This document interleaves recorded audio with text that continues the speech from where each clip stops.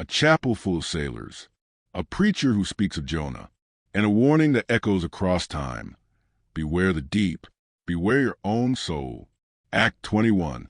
Going aboard was nearly 6 o'clock, but only gray and perfect misty dawn, when we drew nigh the wharf. There are some sailors running ahead there, if I see right, said I to Queequeg. It can't be shadows. She's off by sunrise, I guess. Come on. Avast! Cried a voice, whose owner at the same time coming close behind us, laid a hand upon both our shoulders, and then insinuating himself between us, stood stooping forward a little in the uncertain twilight, strangely peering from Queequeg to me. It was Elijah. Going aboard? Hands off, will you? Said I. Looky here, said Queequeg, shaking himself. Go away. Ain't going aboard, then? Yes, we are, said I. But what business is that of yours? Do you know, Mr. Elijah, that I consider you a little impertinent? No. I wasn't aware of that, said Elijah, slowly and wonderingly looking from me to Queequeg, with the most unaccountable glances. Elijah, said I, you will oblige my friend and me by withdrawing.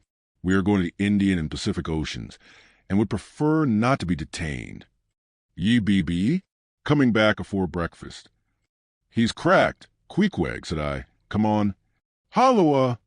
Cried stationary Elijah, hailing us when we had removed a few paces. Never mind him, said I. Queequeg, come on.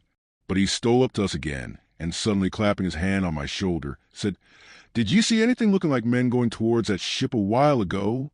Struck by this plain matter-of-fact question, I answered, saying, Yes, I thought I did see 4 or 5 men, but it was too dim to be sure. Very dim, said Elijah. Morning to ye.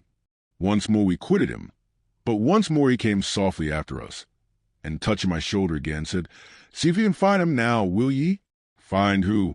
Morning to ye, he rejoined, again moving off.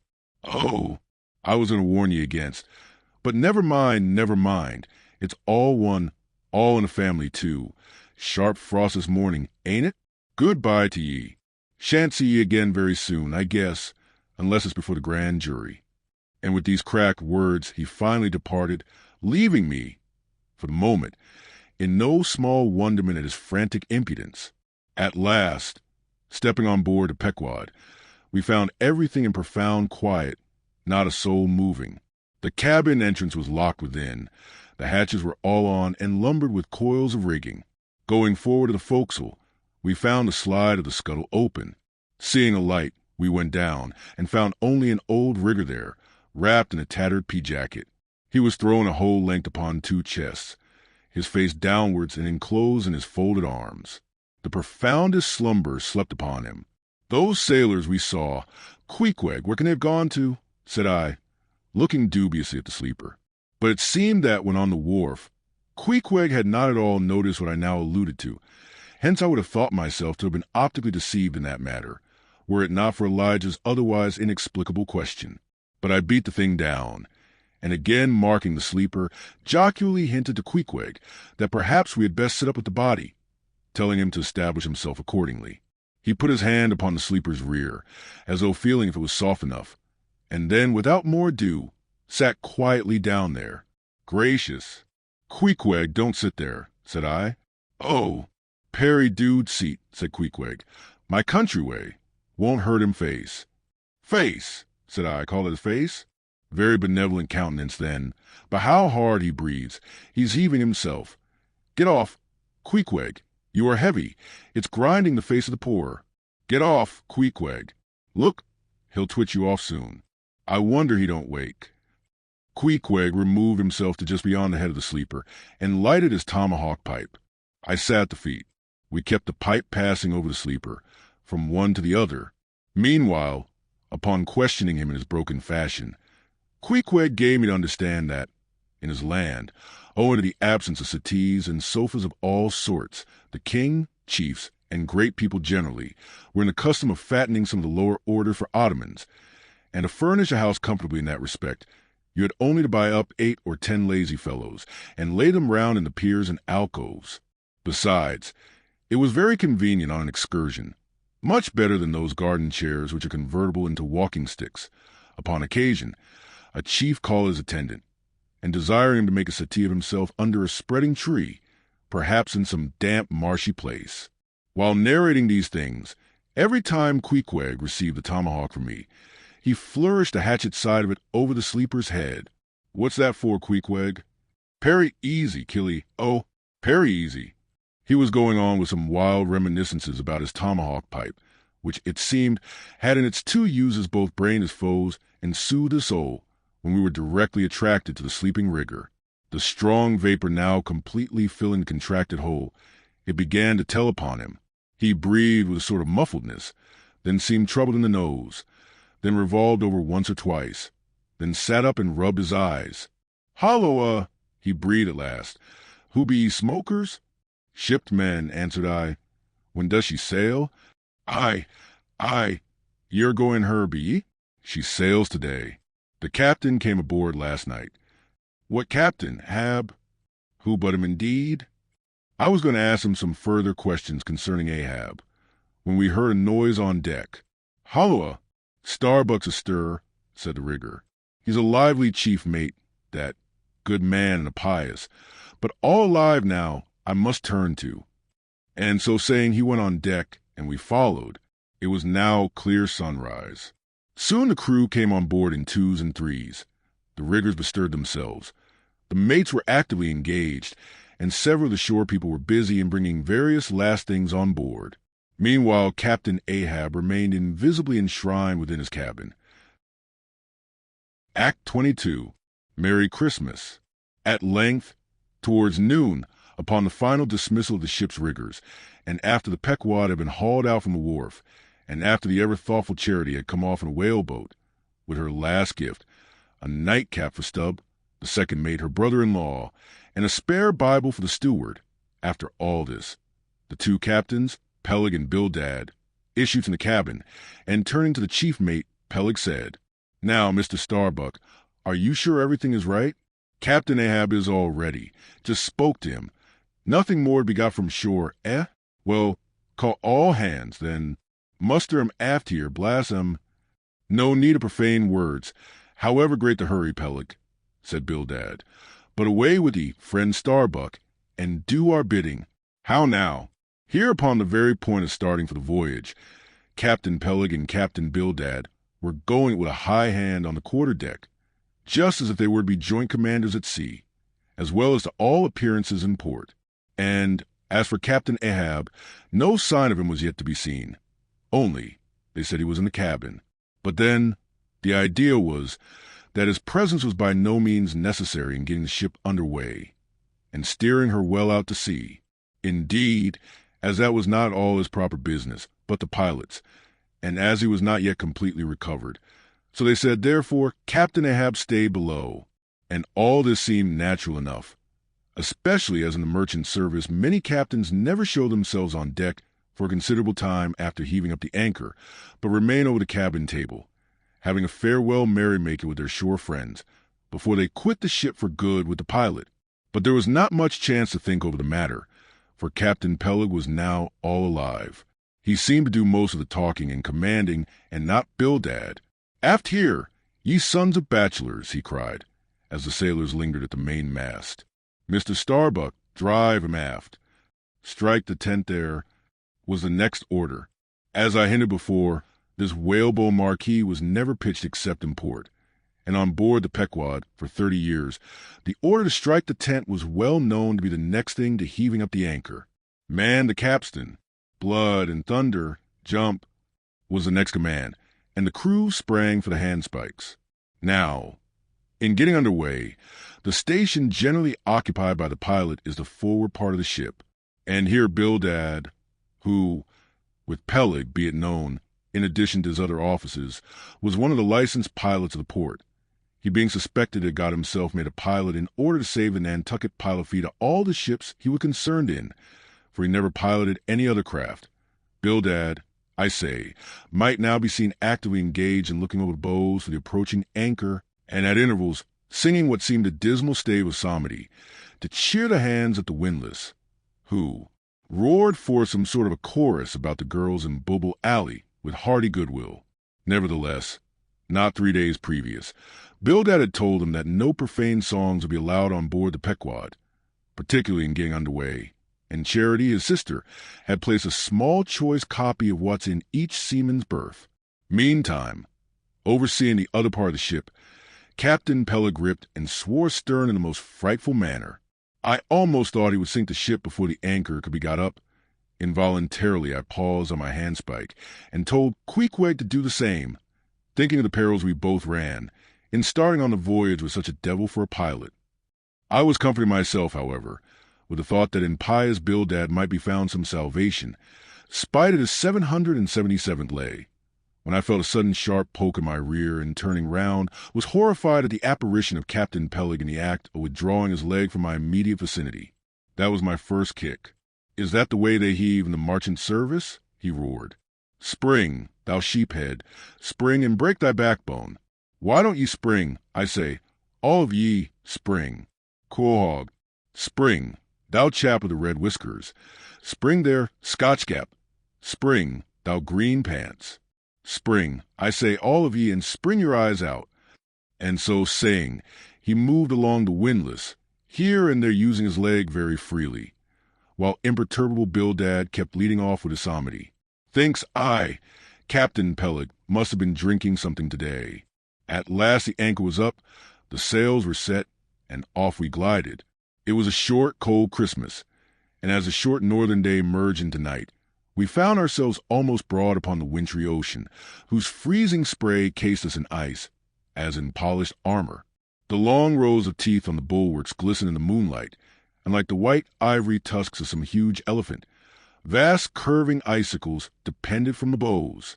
Lank Bildad, as pilot, headed the first watch, and ever and anon, as the old craft deep-dived into the green seas, and sent the shivering frost all over her, and the winds howled, and the cordage rang, his steady notes were heard. Sweet field beyond the swelling flood, stand dressed in living green. So to the Jews old Canaan stood, while Jordan rolled between. Never did those sweet words sound more sweetly to me than then. They were full of hope and fruition.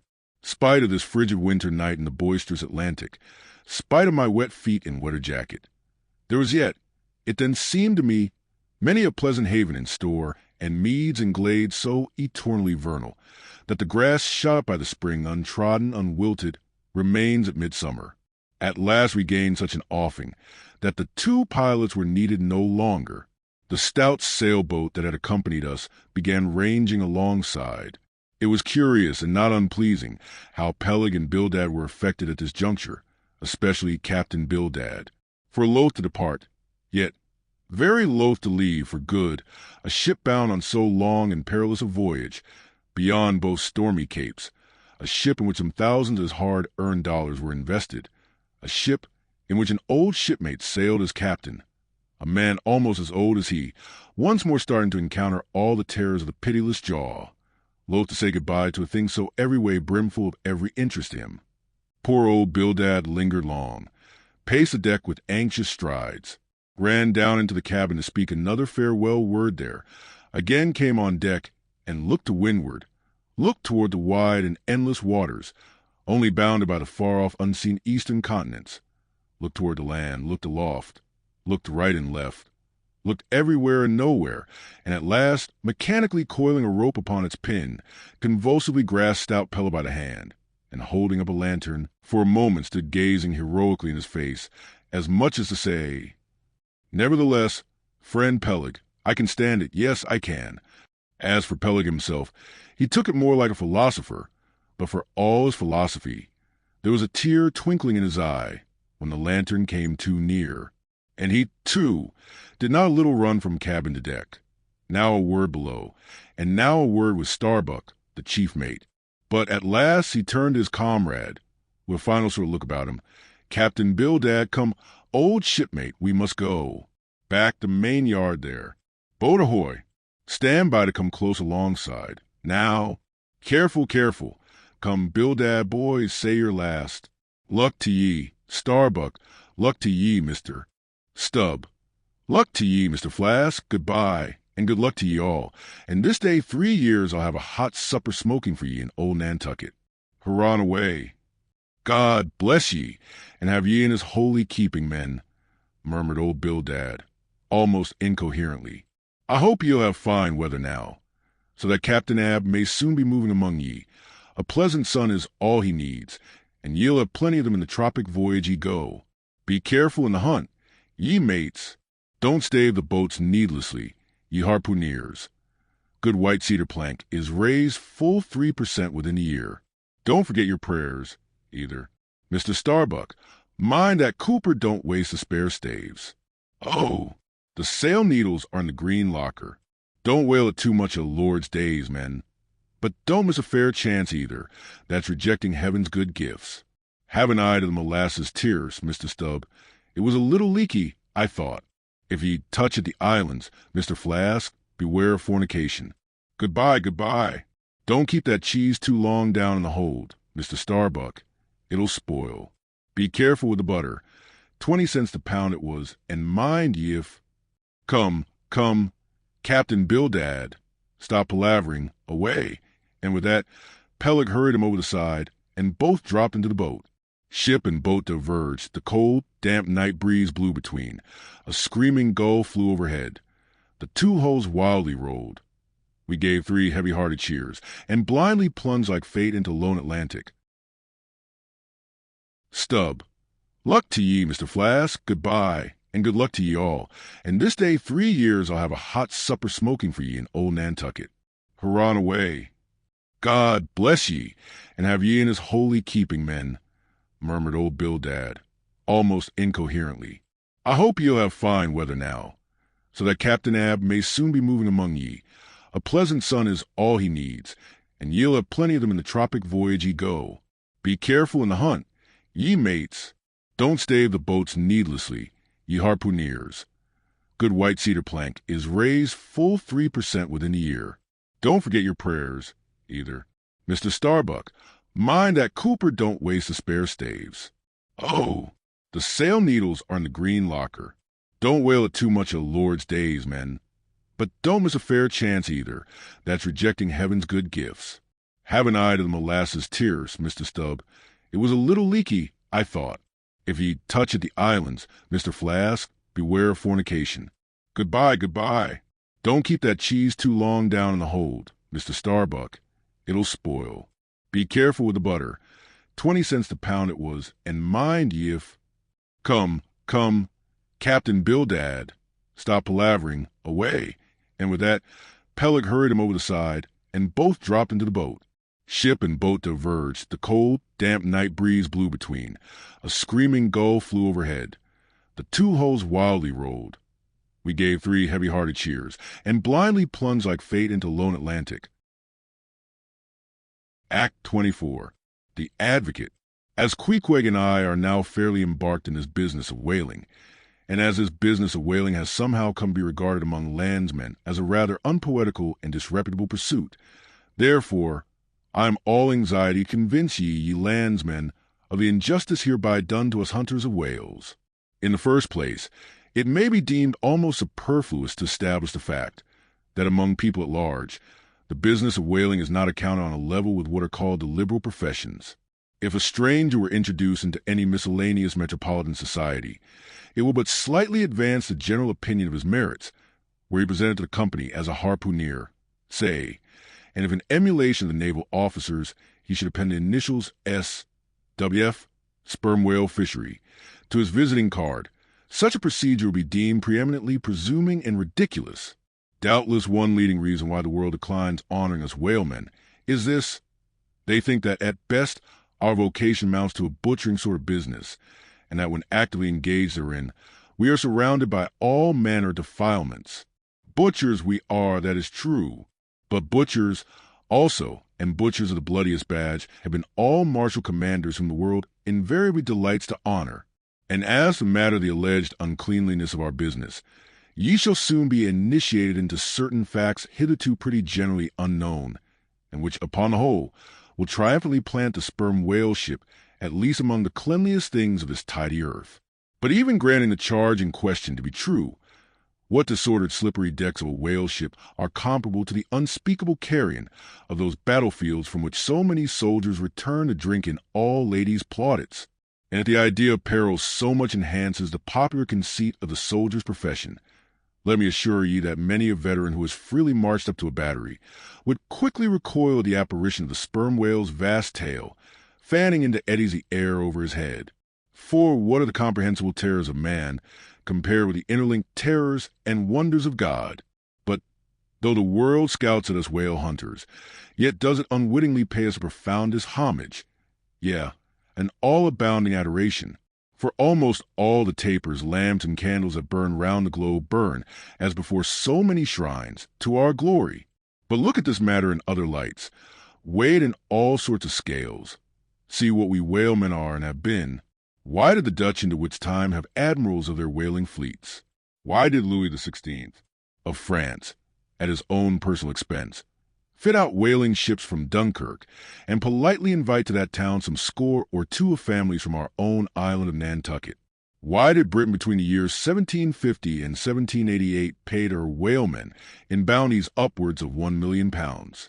And lastly, how comes it that we whalemen of America now outnumber all the rest of the banded whalemen in the world, sail a navy of upwards of 700 vessels, manned by 18,000 men, yearly consuming $4 million, the ship's worth at the time of sailing $20 million, and every year importing into our harbors a well-reaped harvest of $7 million? How comes all this, if there be not something puissant in whaling? But this is not the half. Look again. I freely assert that the cosmopolite philosopher cannot, for his life, point out one single peaceful influence, which within the last 60 years has operated more potentially upon the whole broad world, taken in one aggregate, than the high and mighty business of whaling.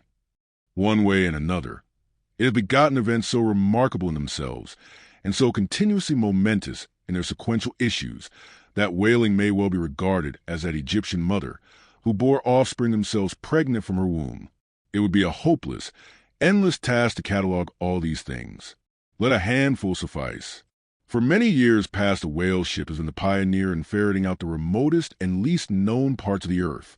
She has explored seas and archipelagos which had no chart, where no Cook or Vancouver had ever sailed. If American and European men of war now peacefully ride in once savage harbors, let them fire salutes to the honor and glory of the whale ship, which originally showed them the way, and first interpreted between them and the savages. They may celebrate as they were the heroes of exploring expeditions, your Cooks, your Cruisensterns.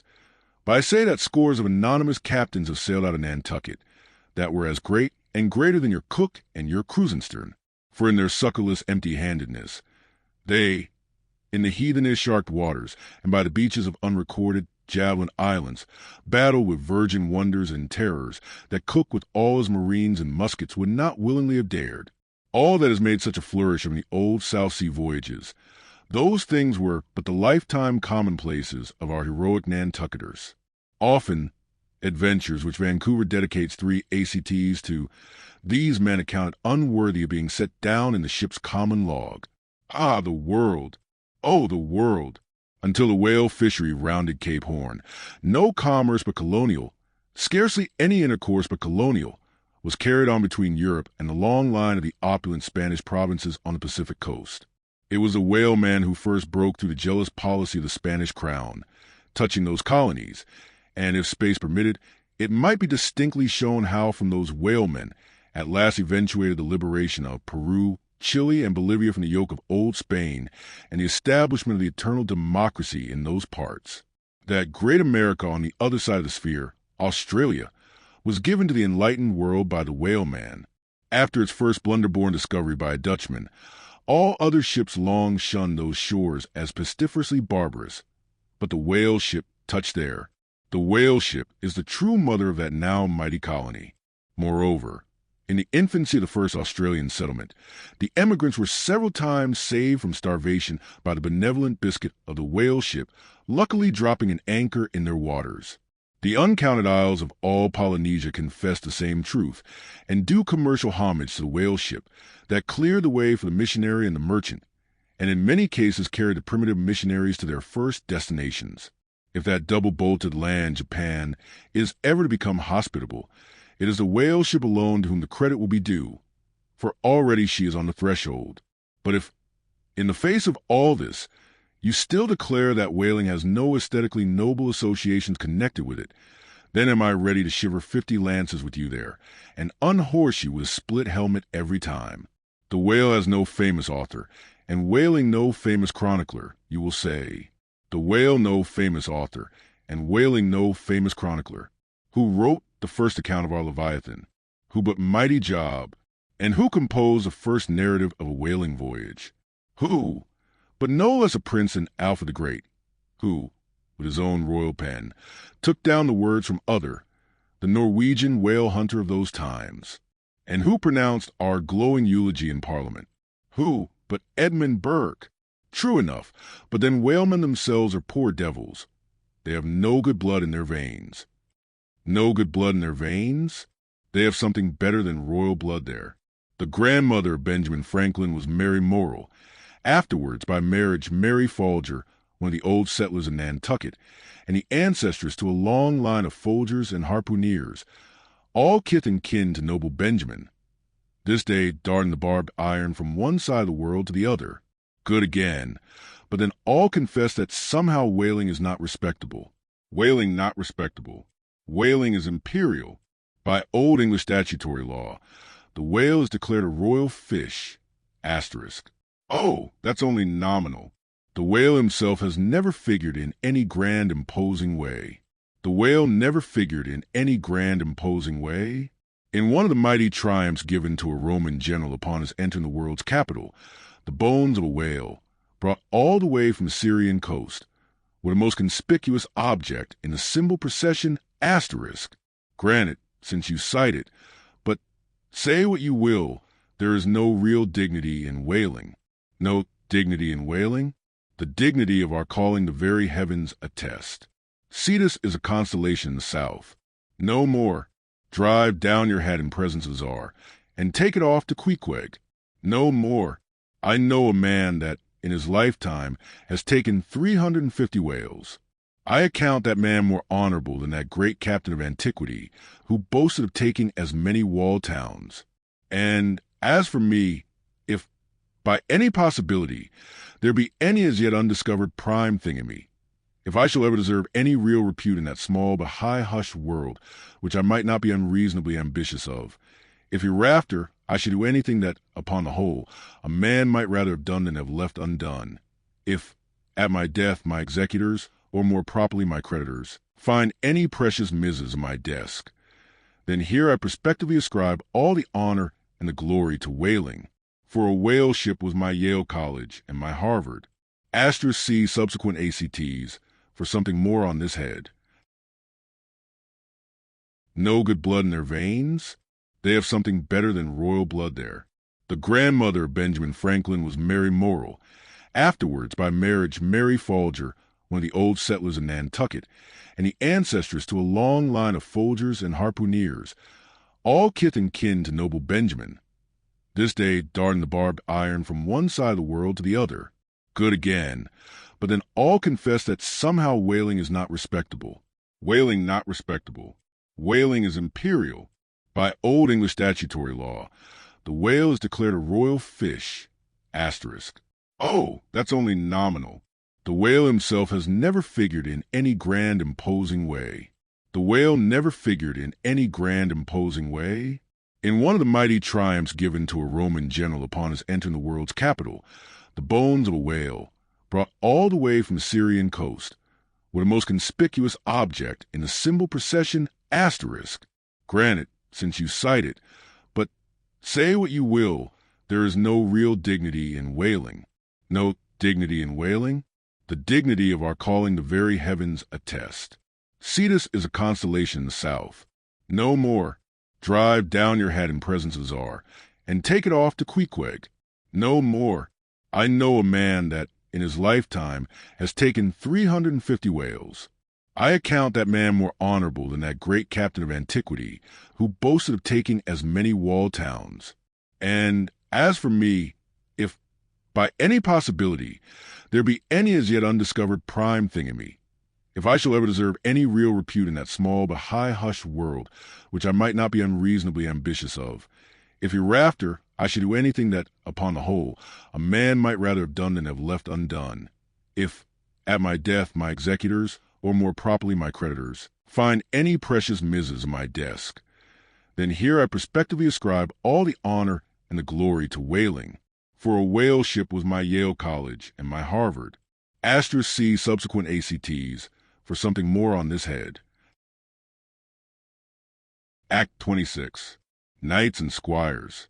The chief mate of the Pequod was Starbuck, a native of Nantucket and a Quaker by descent. He was a long, earnest man, and though born on an icy coast, seemed well adapted to endure hot latitudes, his flesh being hard as twice-baked biscuit. Transported to the Indies, his live blood would not spoil like bottled ale.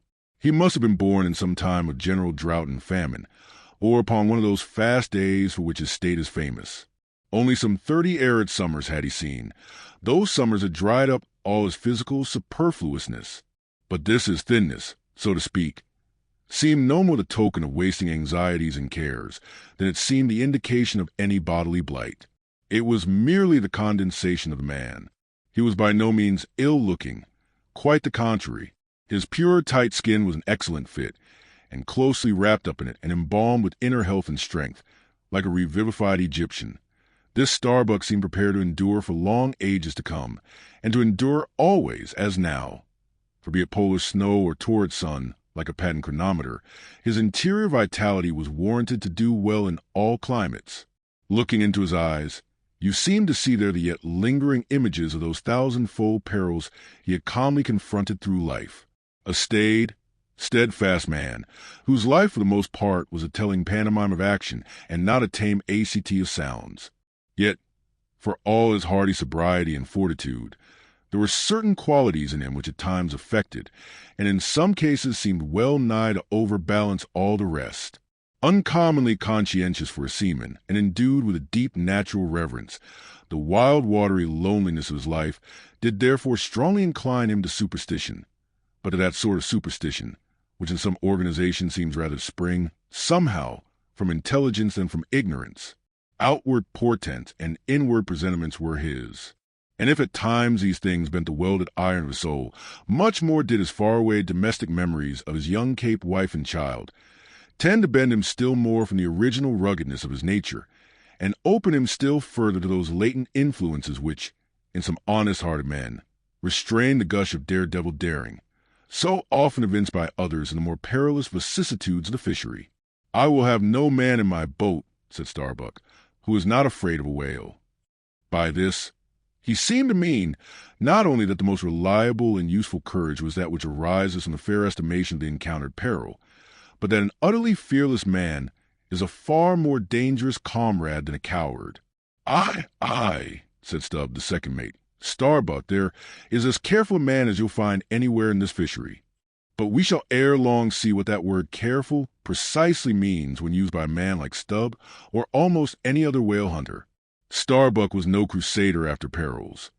In him courage was not a sentiment, but a thing simply useful to him, and always at hand upon all mortally practical occasions. Besides, he thought, perhaps, that in this business of whaling, courage was one of the great staple outfits of the ship, like her beef and her bread, and not to be foolishly wasted. Wherefore he had no fancy for lowering for whales after sundown, nor for persisting in fighting a fish that too much persisted in fighting him. For, thought Starbuck, I am here in this critical ocean to kill whales for my living, and not to be killed by them for theirs. And that hundreds of men had been so killed Starbuck well knew. What doom was his own father's? Where, in the bottomless deeps, could he find the torn limbs of his brother?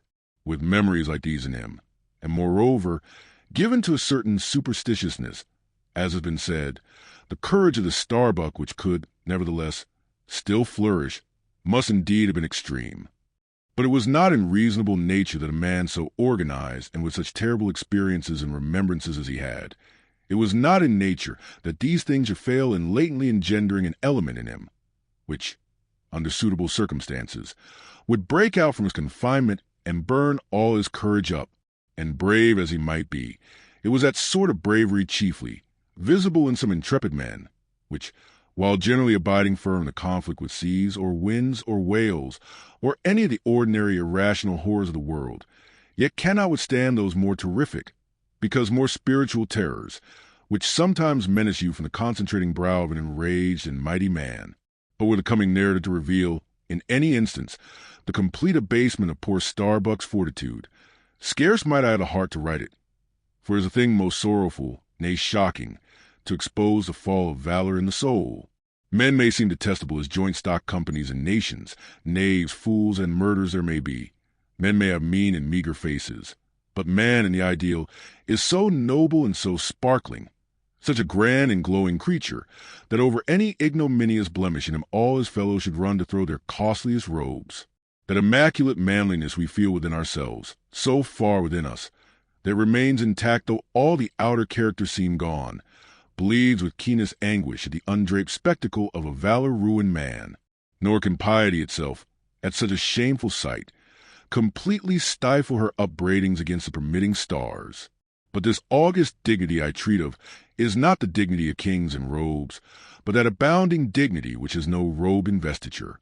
Thou shalt see it shining in the arm that wields a pick or drives a spike, that democratic dignity which, on all hands, radiates without end from God, Himself, the great God absolute, the center and circumference of all democracy, His omnipresence, our divine equality. If, then, to meanest mariners and renegades and castaways, I shall hereafter ascribe high qualities, though dark, weave round them tragic graces. If even the most mournful, perchance the most abased, among them all, shall at times lift himself to the exalted mounts, if I shall touch that workman's arm with some ethereal light, if I shall spread a rainbow over his disastrous set of sun, then against all mortal critics bear me out in it, thou just spirit of equality, which hast spread one royal mantle of humanity over all my kind.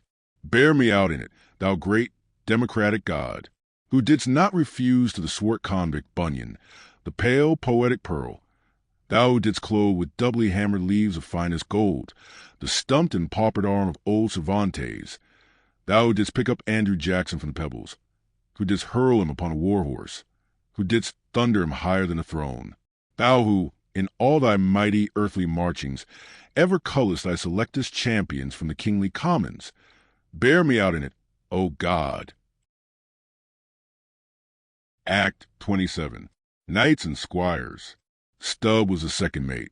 He was a native of Cape Cod, and hence, according to local usage, was called a Cape Cod man, a happy-go-lucky, neither craven nor valiant, taking perils as they came with an indifferent air, and while engaged in the most imminent crisis of the chase, toiling away, calm and collected as a journeyman joiner engaged the year, good-humored, easy, and careless. He presided over his whaleboat as if the most deadly encounter were but a dinner, and his crew all invited guests. He was as particular about the comfortable arrangement of his part of the boat as an old stage driver is about the snugness of his box. When close to the whale, in the very deathlock of the fight, he handled his unpitying lance coolly and offhandedly, as a whistling tinker his hammer. He would hum over his old rig-a-dig tunes, while flank and flank with the most exasperated monster. Long usage had, for the Stubb, converted the jaws of death into an easy chair. What he thought of death itself, there is no telling. Whether he ever thought of it at all might be a question. But if he ever did chance to cast his mind that way after a comfortable dinner, no doubt, like a good sailor, he took it to be a sort of call to watch to tumble aloft and bestir themselves there about something which he would find out when he obeyed the order, and not sooner. What, perhaps with other things, made Stubb such an easy-going, unfearing man, so cheerily trudging off with the burden of life in a world full of grave peddlers, all bowed to the ground with their packs. What helped to bring about that almost impious good humor of his? That thing must have been his pipe, for, like his nose, his short, black little pipe was one of the regular features of his face. You would almost as soon have expected him to turn out of his bunk without his nose as without his pipe. He kept a whole row of pipes there ready loaded, stuck in a rack, within easy reach of his hand. And whenever he turned in, he smoked them all out in succession, lighting one from the other to the end of the ACT, then loading them again to be in readiness anew. For when Stubb dressed, Instead of first putting his legs into his trousers, he put his pipe into his mouth. I say this continual smoking must have been one cause, at least, of his peculiar disposition. For everyone knows that this earthly air, whether ashore or afloat, is terribly infected with the nameless miseries of the numberless mortals who have died exhaling it. And as in time the cholera, some people go about with a camphorated handkerchief to their mouths. So, likewise, against all mortal tribulations, Stubbs' tobacco smoke might have operated as a sort of disinfecting agent. The third mate was Flask, a native of Tisbury, in Martha's Vineyard, a short, stout, ruddy young fellow, very pugnacious concerning whales, who somehow seemed to think that the great leviathans had personally and hereditarily affronted him, and therefore it was a sort of point of honor with him to destroy them whenever encountered. So utterly lost was he to all sense of reverence for the many marvels of their majestic bulk and mystic ways, and so dead to anything like an apprehension of any possible danger from encountering them, that in his poor opinion, the wondrous whale was but a species of magnified mouse, or at least water rat, requiring only a little circumvention and some small application of time and trouble in order to kill and boil. This ignorant, unconscious fearlessness has made him a little waggish in the matter of whales. He followed these fish for fun of it, and a 3 years' voyage round Cape Horn was only a jolly joke that lasted that length of time. As a carpenter's nails are divided into wrought nails and cut nails, so mankind may be similarly divided. Little Flask was one of the wrought ones, made to clinch tight and last long. They called him King Post on board of the Pequod, because in form he could be well likened to the short, square timber known by that name in Arctic whalers, and which by the means of many radiating side timbers inserted in it, served to brace the ship against the icy concussions of those battering seas. Now these three mates, Starbuck, Stubb, and Flask, were momentous men. They it was who by universal prescription commanded 3 of the Pequod's boats as headsmen in that grand order battle in which Captain Ahab would probably marshal his forces to descend on the whales. These 3 headsmen were as captains of companies, or, being armed with their long, keen whaling spears, they were as a picked trio of lancers, even as the harpooneers were flingers of javelins. And since in this famous fishery, each mate or headsman, like a Gothic knight of old, is always accompanied by his boat steerer or harpooneer, who in certain conjunctures provides him with a fresh lance, when the former one has been badly twisted or elbowed in the assault, and moreover, as there generally subsists between the two a close intimacy and friendliness, it is therefore but meet that in this place we set down who the Pequod's harpooneers were, and to what headsman each of them belonged. First of all was Queequeg, whom Starbuck, the chief mate, had selected for his squire. But Queequeg is already known. Next was Tashtego, an unmixed Indian from Gay Head, the most westerly promontory of Martha's Vineyard, where there still exists the last remnant of a village of red men, which has long supplied the neighboring island of Nantucket with many of her most daring harpooneers. In the fishery, they usually go by the generic name of Gay Headers. Tashtego's long, lean sable hair, his high cheekbones, and black rounding eyes, for an Indian, oriental in their largeness, but Antarctic in their glittering expression, all this sufficiently proclaimed him an inheritor of the unvitiated blood of those proud warrior hunters, who, in quest of the great New England moose, had scoured, bow in hand, the aboriginal forests of the Maine. But no longer snuffing the trail of the wild beasts of the woodland, Tashtego now hunted in the wake of the great whales of the sea, the unerring harpoon of the sun fitly replacing the infallible arrow of the sires. To look at the tawny brawn of his lithe, snaky limbs, you would almost have credited the superstitions of some of the earlier Puritans, and half believed this wild Indian to be a son of the prince of the powers of the air. Tashtego was dubbed the second mate's squire. Third among the harpooneers was Daggoo, a gigantic, coal-black Negro savage, with a lion-like tread, an Ahasuerus to behold. Suspended from his ears were 2 golden hoops, so large that the sailors called them ring-boats, and would talk of securing the topsail halyards to them. In his youth, Daggoo had voluntarily shipped on board a whaler, lying in a lonely bay on his native coast, and never having been anywhere in the world but in Africa, Nantucket, and the pagan harbors most frequented by whalemen, and having now led for many years the bold life of the fishery in the ships of owners uncommonly heedful of what manner of men they shipped, Daggoo retained all his barbaric virtues, and erect as a giraffe, moved about the decks in all the pomp of 6'5" in his socks. There was a corporeal humility in looking up at him, and a white man standing before him seemed a white flag come to beg truce of a fortress. Curious to tell, this imperial Negro, Azurus de Gou, was a squire of Little Flask, who looked like a chessman beside him. As for the residue of the Pequod's company, be it said that at the present day not 1 in 2 of the many thousand men before the mass employed in the American whale fishery are Americans born, though pretty nearly all the officers are. Herein it is the same with the American whale fishery as with the American Army and military and merchant navies, and the engineering forces employed in the construction of the American canals and railroads. The same, I say, because in all these cases the Native American liberally provides the brains, the rest of the world is generously supplying the muscles. No small number of these whaling seamen belong to the Azores, where the outward-bound Nantucket whalers frequently touch to augment their crews from the hardy peasants of those rocky shores. In like manner, the Greenland whalers sailing out of Hull or London put in at the Shetland Islands to receive the full complement of their crew. Upon the passage homewards, they dropped them there again. How it is, there is no telling, but islanders seem to make the best whalemen. They were nearly all islanders in the Pequod. Isolados, too, I call such, not acknowledging the common continent of men, but each isolado living on a separate continent of his own. Yet now, federated along one keel, what a set these isolados were. An Anacharsis Klutz deputation from all the isles of the sea and all the ends of the earth, accompanying old Ahab in the Pequod to lay the world's grievances before that bar from which not very many of them ever come back. Black little Pip, he never did. Oh, no, he went before. Poor Alabama boy. On the grim Pequod's forecastle, you shall ere long see him, beating his tambourine, prelusive of eternal time. When sent for to the great quarter-deck on high, he was bid striking with angels and beat his tambourine in glory. Called a coward here, hailed a hero there. Act 28.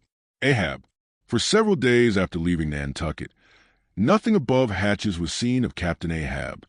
The mates regularly relieved each other at the watches, and for aught that could be seen to the contrary, they seemed to be the only commanders of the ship. Only they sometimes issued from the cabin with orders so sudden and peremptory that after all it was plain they but commanded vicariously. Yes, their supreme lord and dictator was there, though hitherto unseen by any eyes not permitted to penetrate into the now sacred retreat of the cabin.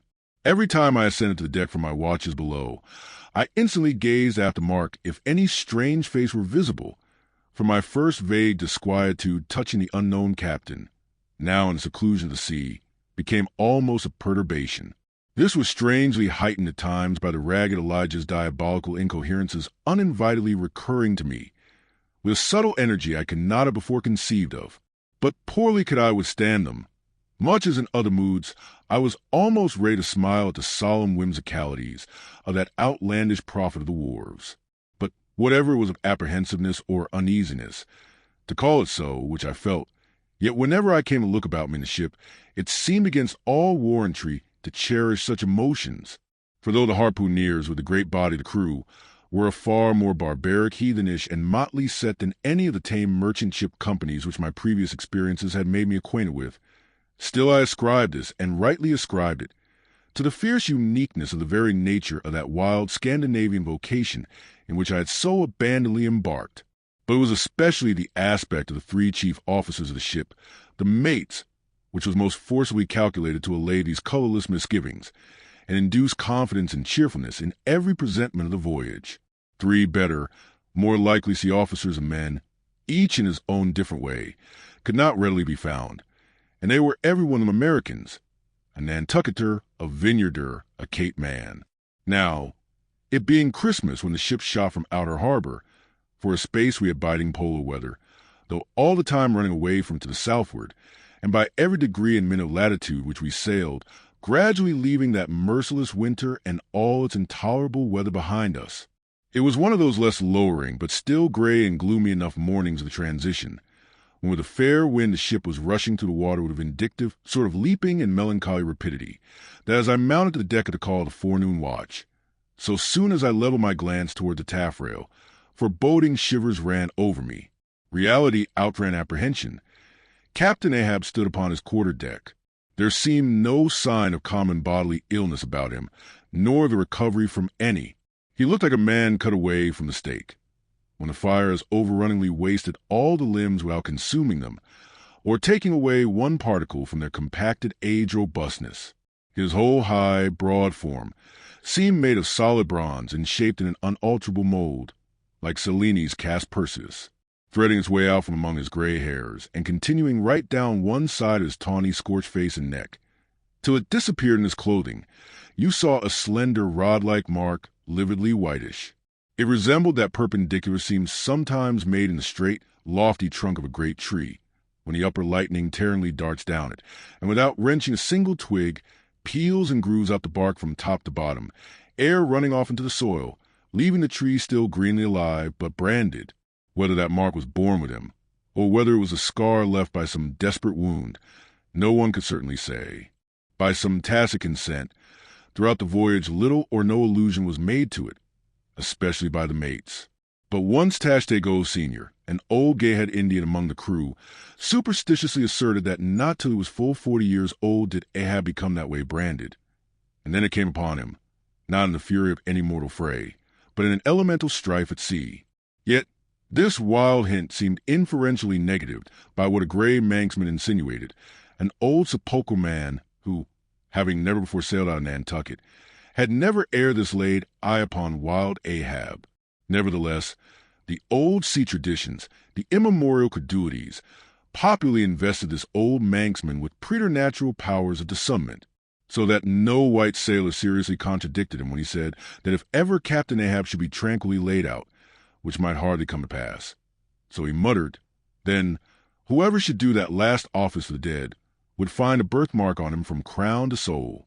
So powerfully did the whole grim aspect of Ahab affect me, and the livid brand which streaked it, that for the first few moments I hardly noted that not a little of this overbearing grimness was owing to barbaric white leg upon which he partly stood. It had previously come to me that this ivory leg had at sea been fashioned from the polished bone of the sperm whale's jaw. Aye, he was dismasted off Japan, said the old gay-head Indian once. But like his dismasted craft, he shipped another mast without coming home for it. He has a quiver of I was struck with the singular posture he maintained. Upon each side of the Pequod's quarter-deck, and pretty close to the mizzen shrouds, there was an auger hole, bored about half an inch or so into the plank. His bone leg steadied in that hole, one arm elevated and holding by a shroud. Captain Ahab stood erect, looking straight out beyond the ship's ever-pitching prow. There was an infinity of firmest fortitude, a determinate, unsurrenderable willfulness, in the fixed and fearless, forward dedication of that glance. Not a word he spoke, nor did his officers say aught to him, though by all their minutest gestures and expressions, they plainly showed the uneasy, if not painful, consciousness of being under a troubled master eye.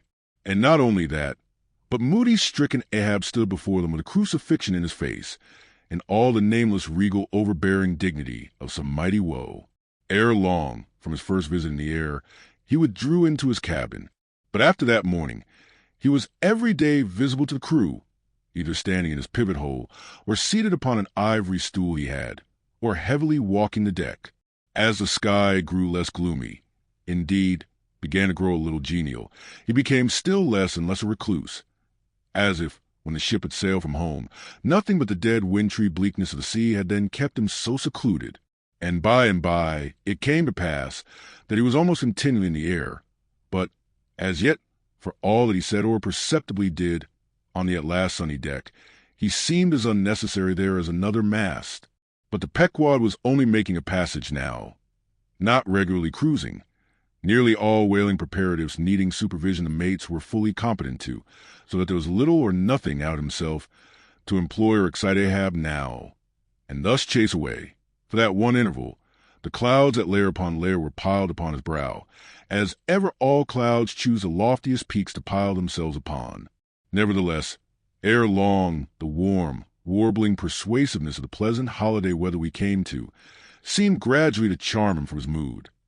For, as when the red-cheeked, dancing girls, April and May, trip home to the wintry, misanthropic woods, Even the barest, ruggedest, most thunder-cloven old oak will at least send forth some few green sprouts to welcome such glad-hearted visitants. So Ahab did. In the end, a little respond to the playful allurings of that girlish air. More than once did he put forth the faint blossom of a look, which, in any other man, would have soon flowered out in a smile.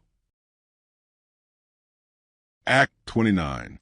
Enter Ahab. To him, Stubb, some days elapsed, and ice and icebergs all astern. The Pequod now went rolling to the bright Quito spring, which at sea almost perpetually reigns on the threshold of the eternal August of the tropic. The warmly cool, clear, ringing, perfumed, overflowing, redundant days, whereas crystal goblets of Persian sherbet heaped up, flaked up with rose-water snow. The starred and stately nights seemed haughty dames in jeweled velvets, nursing at home in lonely pride the memory of their absent conquering earls, the golden-helmeted suns. For sleeping man, 'twas hard to choose between such winsome days and such seducing nights. But all the witcheries of that unwaning weather did not merely lend new spells and potencies to the outward world. Inward they turned upon the soul, especially when the still mild hours of eve came on. Then memory shot her crystals as a clear ice most forms of noiseless twilights. And all these subtle agencies, more and more they wrought on Ahab's texture. Old age is always wakeful, as if the longer link with life, the less man has to do with aught that looks like death. Among sea commanders, the old graybeards will oftenest leave their berths to visit the night-cloaked deck. It was so with Ahab, only that now, of late, he seemed so much to live in the open air that, truly speaking, his visits were more to the cabin than from the cabin to the planks. "It feels like going down into one's tomb," he would mutter to himself, "for an old captain like me be descending this narrow scuttle to go to my grave-dug berth." So, almost every 24 hours, when the watches of the night were set, and the band on deck signaled the slumbers of the band below, and whenever a rope was to be hauled upon the forecastle, the sailors flung it not rudely down, as by day, but with some cautiousness dropped it to its place, for fear of disturbing their slumbering shipmates. When this sort of steady quietude would begin to prevail, habitually the silent steersman would watch the cabin scuttle, and ere long the old man would emerge, griping at the iron banister, to help his crippled way. Some considering touch of humanity was in him, for at times like these he usually abstained from patrolling the quarter-deck, because to his wearied mates, seeking repose within 6 inches of his ivory heel, such would have been the reverberating crack and din of that bony step, that their dreams would have been of the crunching teeth of sharks. But once the mood was on him too deep for common regardings, and as with heavy, lumber-like pace he was measuring the ship from taffrail to mainmast, Stubb, the odd second mate, came up from below, and with certain unassured, deprecating humorousness, hinted that if Captain Ahab was pleased to walk the planks, then no one could say nay, but there might be some way of muffling the noise, hinting something indistinctly and hesitatingly about a globe of tow and the insertion into it of the ivory heel. "Ah, Stubb, thou didst not know Ahab then." "Am I a cannonball, Stubb," said Ahab, "that thou wouldst wad me that fashion? But go thy ways. I had forgot. Below to thy nightly grave, where such as ye sleep between shrouds, to use ye to the filling one at last, down dog and kennel." Starting at the unforeseen concluding exclamation of the so suddenly scornful old man, Stubb was speechless a moment, then said excitedly, "I am not used to be spoken to that way, sir. I do but less than half like it, sir." "Avast!" gritted Ahab between his set teeth, and violently moving away, as if to avoid some passionate temptation. "No, sir, not yet," said Stubb, emboldened. "I will not tamely be called a dog, sir." "Then be called 10 times a donkey and a mule and an ass, and begone, or I'll clear the world of thee." As he said this, Ahab advanced upon him with such overbearing terrors in his aspect that Stubb involuntarily retreated. "I was never served so before without giving a hard blow for it," muttered Stubb, as he found himself descending the cabin scuttle. "It's very queer. Stop, Stubb. Somehow, now, I don't well know whether to go back and strike him, or what's that, down here on my knees and pray for him? Yes, that was a thought coming up in me, but it will be the first time I ever did pray. It's queer, very queer, and he's queer too. take him for an aft. He's about the queerest old man Stubb ever sailed with. How he flashed at me, his eyes like powder pans. Is he mad? Anyway, there's something on his mind, as sure as there must be something on a deck when it cracks. He ain't in his bed now, either more than 3 hours out of the 24, and he don't sleep then. Didn't that old boy, the steward, tell me that a morning he always finds the old man's hammock clothes all rumpled and tumbled, and the sheets down at the foot, and the coverlet almost tied into knots, and the pillow sort of frightful hot, as though a baked brick had been on it? A hot old man. I guess he's got what some folks ashore call a conscience. It's a kind of tick-dolly-row, they say. Worse nor a toothache. Well, I don't know what it is, but the Lord keep me from catching it. He's full of riddles. I wonder what he goes into the after-hold for every night, as Doughboy tells me he suspects. What's that for, I should like to know? Who's made appointments with him in the hold? Ain't that queer now? But there's no telling, it's the old game. Here goes for a snooze. Damn me. It's worth a fellow's while to be born into the world, if only to fall right asleep. And now that I think of it, that's about the first thing babies do, and that's a sort of queer, too. Damn me. But all things are queer, come to think of them, but that's against my principles. Think not, is my 11th commandment, and sleep when you can is my 12th, so here goes again. But how's that? Didn't he call me a dog? Blazes. He called me 10 times a donkey, and piled a lot of jackasses on top of that. He might as well have kicked me and done with it. Maybe he did kick me, and I didn't observe it. I was so taken all aback with his brow. Somehow, it flashed like a bleached bone. What the devil's the matter with me? I don't stand right on my legs. Coming afoul of that old man has a sort of turned me wrong side out. By the Lord, I must have been dreaming, though. How? But the only way is to stash it.